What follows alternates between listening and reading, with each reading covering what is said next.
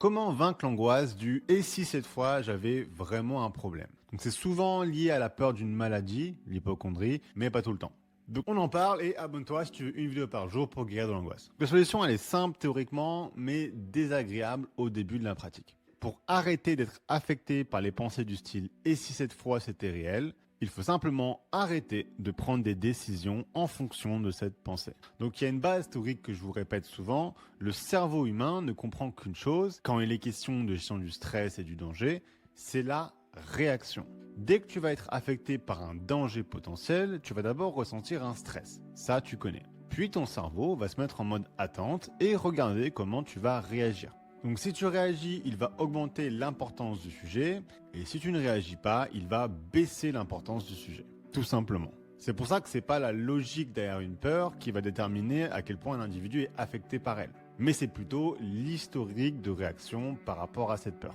C'est pour ça que la plupart des gens ont beaucoup plus peur de prendre l'avion que de prendre le train. Alors que techniquement, l'avion est beaucoup plus sûr. L'anxiété n'est pas logique. Donc maintenant que tu comprends la mécanique, plus on augmente l'importance du sujet d'un stress, plus on va augmenter la fréquence avec laquelle tu vas penser à ce stress. Et l'intensité émotionnelle de l'angoisse qu'on va ressentir en y pensant. Et donc du coup, l'inverse se produit quand tu baisses l'importance d'un sujet d'angoisse. Donc commence par bien identifier les décisions que tu prends par rapport à cette peur justement de «et si cette fois c'était quelque chose de réel?». Donc qui peut être de faire des CCR comme la recherche sur internet, ou demander de la réassurance à un proche, ou aller chez un médecin pour la 11e fois, ou alors simplement de renoncer à une activité que tu étais censé faire parce que tu ne te sens plus de la faire. En fait, c'est dès que tu vas prendre une décision en fonction de cette peur, tout simplement. Et donc prends cette décision d'arrêter de prendre des décisions comme ça. Et si tu t'y tiens vraiment, tu vas sentir encore un petit moment la peur revenir, mais si tu restes focus dans ta décision de plus prendre de décisions comme chirurgie, tu verras déjà l'anxiété liée à cette pensée fondre,